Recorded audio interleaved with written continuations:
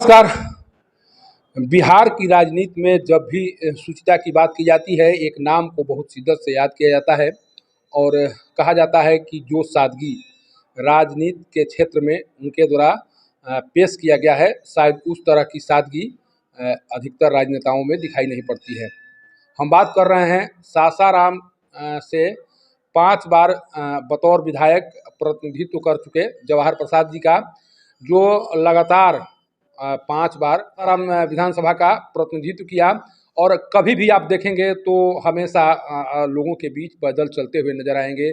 यहाँ तक कि पाँव में आप जूता भी या चप्पल भी दिखाई नहीं पड़ेगा और ये माना जाता है कि एक साधक के तौर पर उन्होंने अपना राजनीति की शुरुआत की थी और बतौर साधक आज भी माँ के चरणों में जो ताराचंडी धाम है वहाँ पर अक्सर दिखाई पड़ते हैं। नवरात्र का समय शुरू हो गया है और कहा जाता है कि नवरात्र पूरे 9 दिन तक वो माँ ताराचंडी धाम में रहते हैं, उनका आशीर्वाद लेते हैं, उनकी पूजा अर्चना करते नजर आते हैं। हमारे साथ अब यह हैं, चूँकि जिस तरह से सासाराम के लोगों के द्वारा इन्हें प्यार दिया गया, सोचिए कि 5 बार विधायक बनना एक बहुत बड़ी उपलब्धि है। इन्होंने 7 बार चुनाव लड़ा, जिनमें 5 बार इन्हें जीत मिली है, 2 बार हार का सामना करना पड़ा। 5 बार विधायक बनने का जो अक्सर लोग एक बार विधायक बनने का ख्वाब देखते हैं, इन्होंने सासाराम विधानसभा का 5 बार प्रतिनिधित्व किया और बहुत कुछ ऐसे कार्य किए गए जिस कार्य की बदौलत आज भी ये जाने जाते हैं। सबसे पहले सर, आज बिहार दिवस है। बिहार दिवस के अवसर पर कैसे लोगों को याद करेंगे, क्या शुभकामना देंगे सर? मैं बिहार दिवस पर बिहार के माताओं और बहनों भाइयों को मैं शुभकामना देता हूं। सारे लोग फले फूले खिले और आगे की ओर बढ़े और भारत माँ को याद करते रहे, यही हमारी शुभकामना है। सर, आज से नवरात्र शुरू हो गया है। कहा जाता है कि नवरात्र का जैसे ही प्रारंभ होता है, आप एक तरह से माँ के धाम में आकर यहाँ पर ठहरते हैं, 9 दिन तक यहीं रहते हैं, साधना करते हैं, पैर में चप्पल जूता भी नहीं होता है। आखिर इस तरह का जो उपासना करते हैं, उसके पीछे का माने क्या माना जाए, उद्देश्य क्या माना जाए, ये प्रेरणा कहाँ से मिली आपको? बात ऐसा है, माँ ताराचंडी आदि माता है और जो विंध्य पर्वत पहाड़ जो देख रहे हैं, एकक से तिलस्मी चीज है। उसी विंध्य पर्वत में माता जी वास करती हैं। यही माता नहीं है तुतला भवानी माँ विंध्य पर्वत में, माँ ताराचंडी माँ, माता मंडेश्वरी, माता विंध्याचली और माता मैहर वाली माता। ये ऐसी माता है कि जो विश्व का संचालन करती है, हम ही को नहीं, जितने विश्व में सनातन परिवार है सबका संचालन यही करती है। और माता ऐसा ही माता होती है कि इनके चरणों में रहने से बहुत आनंदित मैं मिलता है और कोई चिंता दुख तकलीफ नहीं रहता है। इसलिए नवरात्र का समय चल रहा है और हम ही नहीं, पूरे भारत के लोग बसे विदेशों में आज माता का आराधना कर रहे हैं।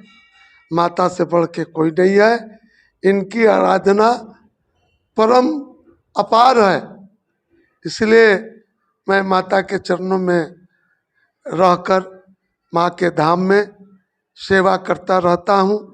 जितने लोग माता बहन आते हैं सब माँ के रूप में देखता हूँ, सब दुर्गा भवानी जगदम्बा लक्ष्मी सरस्वती के रूप में देखता हूँ। इससे हमको बहुत संतुष्टि मिलती है और आत्मा को बल मिलता है।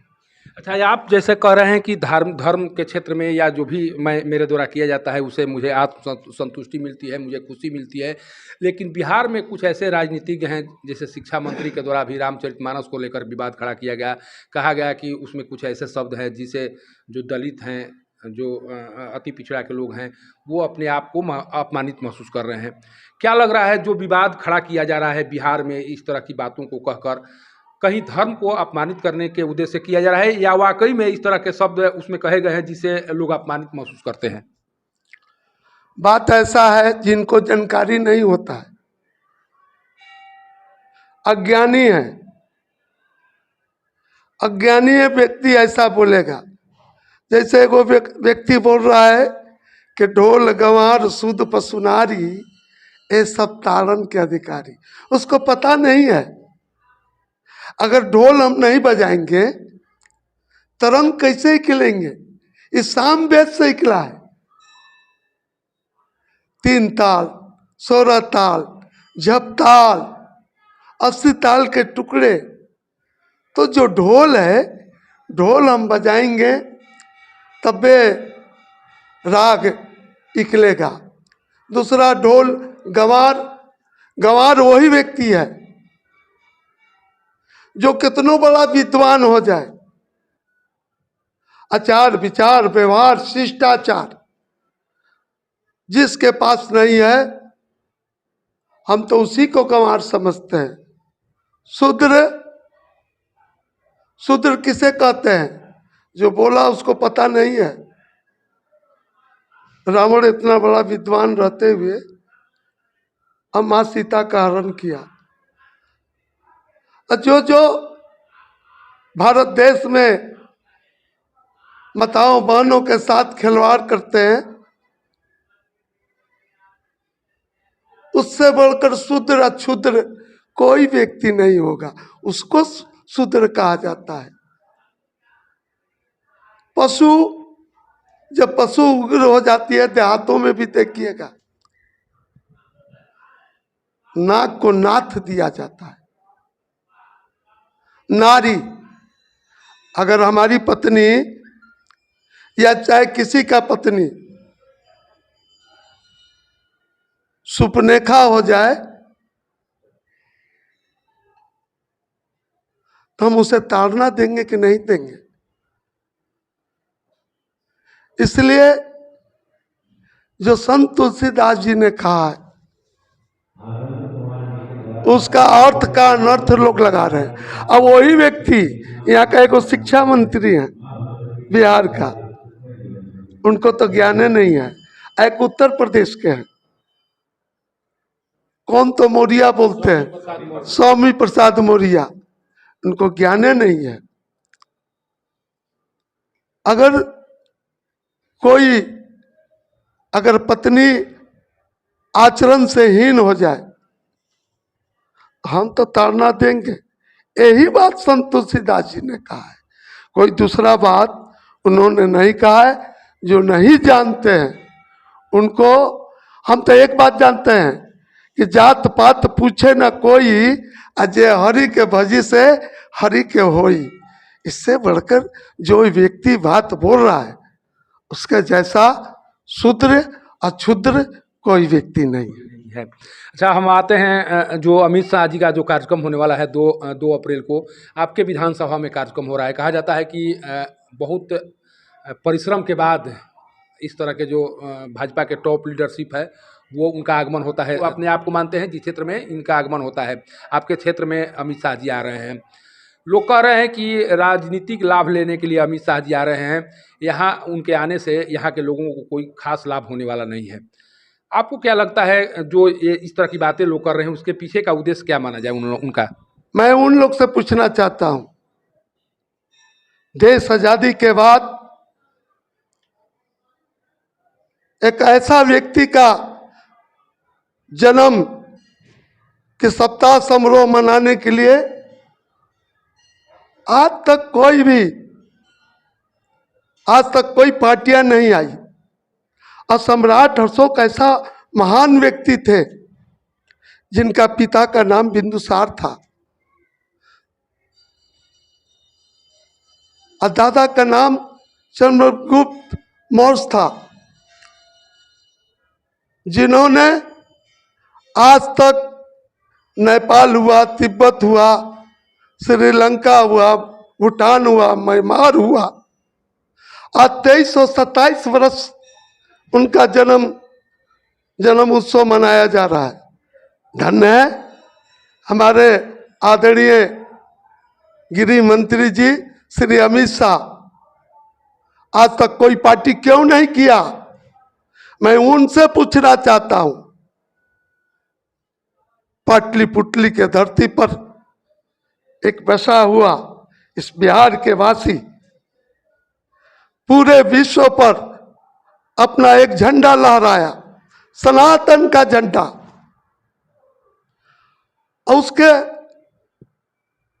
जन्मदिन सब साथ समारोह में आ रहे हैं, इसलिए ऐसा सासाराम नगरी के लोग, रोहतास जिला के लोग, इस बिहार के लोग कि आज तक देश आजादी के बाद कोई राजनीतिक पार्टी नहीं आए उनका झंडा बुलंद करने के लिए। हम तो मैं मानूंगा आदरणीय अमित शाह जी को, माई तारा चंडी से विनती भी करूंगा उन्हें शक्ति प्रदान दे और आकर यहाँ पर कार्यक्रम बहुत सुंदर होगा, लाखों लोग जुटेंगे सभा में। इसलिए जो लोग कह रहे हैं वो क्यों नहीं किए। देश आजादी आज 70 साल हो गया, क्या उस समय नहीं थे क्या? मैं पूछना एक बात और कहना चाह, और कोई संप्रदाय था क्या जब हमारे मुसलमान भाई 1440 वर्ष हुआ, ईसाई भाई जिनका सम्मत चल रहा है 2023, आई तो 2327 वर्ष हुआ। उस समय इन लोग तो कोई नहीं था, सब लोग सनातन थे।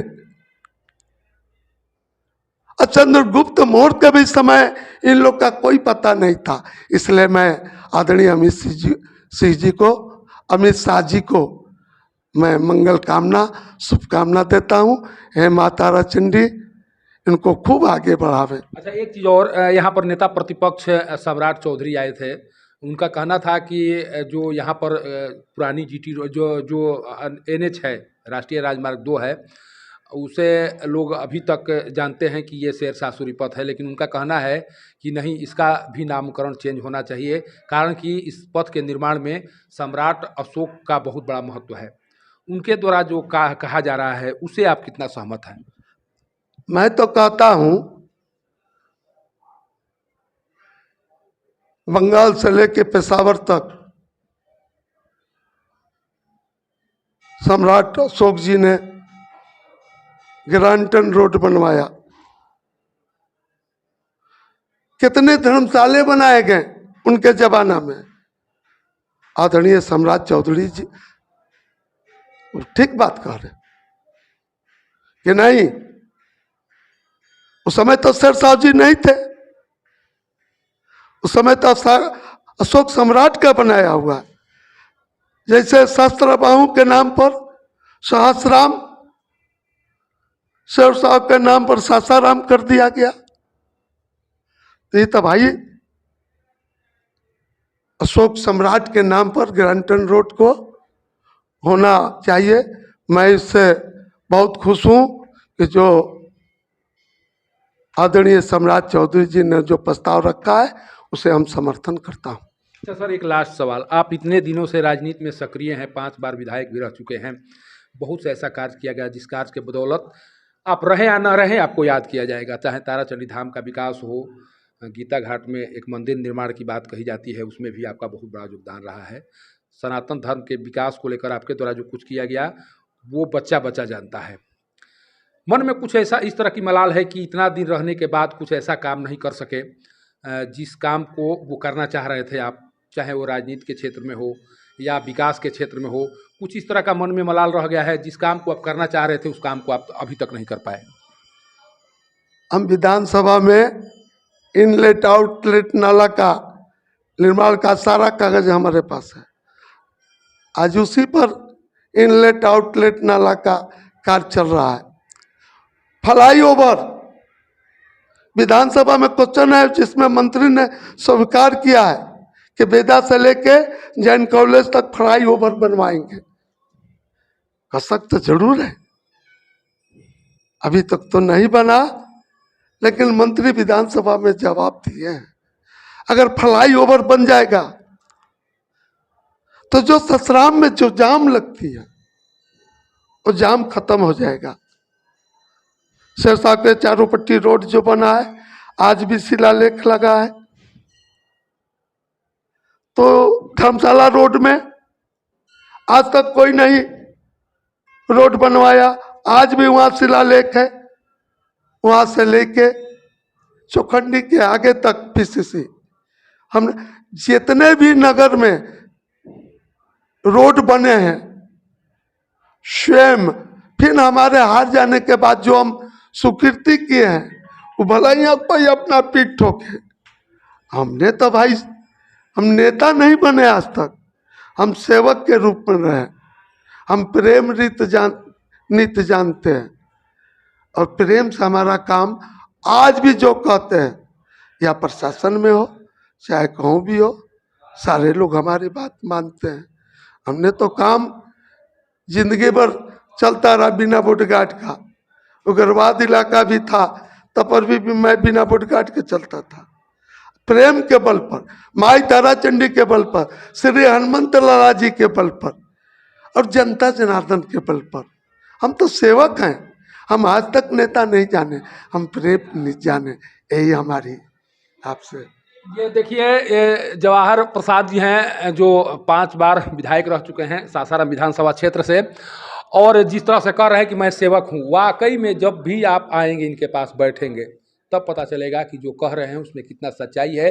कोई एक बार विधायक बन जाता है, उसके आगे पीछे कितने बॉडीगार्ड होते हैं, कितना लाव लश्कर होता है, लेकिन 5 साल तक विधायक रहने के बाद भी जिस सादगी से नज़र आते हैं लोगों के बीच। आज भी चर्चा होती है कि विकास तो करना एक अलग बात है, जो राशि आती है उसी के आधार पर विकास होता है, लेकिन कोई ऐसा दरवाज़ा नहीं होगा जिस दरवाजे पर इनका दस्तक नहीं होगा। जिसने जब बुलाया उस दरवाजे पर वो पहुँचे।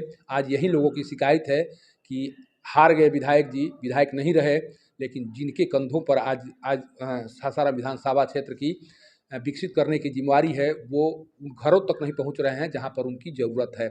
सोचिए कि आप किसी को क्या दे सकते हैं जो प्रेम और स्नेह इनके द्वारा दिया जा रहा है। इनके पास न बॉडीगार्ड है, न गाड़ी है, न घोड़ा है, जूता भी पहन कर नहीं चलना ये मुनासिब समझते हैं। ये बताने की कोशिश करते हैं कि मैं राजनीति में सेवक के तौर पर रहा, मैं हमेशा सेवक के तौर पर रहूँगा और ये तब तक करता रहूँगा जब तक मैं सिद्धांत की राजनीति में विश्वास करता रहूँगा। सासाराम के ताराचंडी धाम से पब्लिक न्यूज़ के लिए सत्येंद्र चौबे की रिपोर्ट।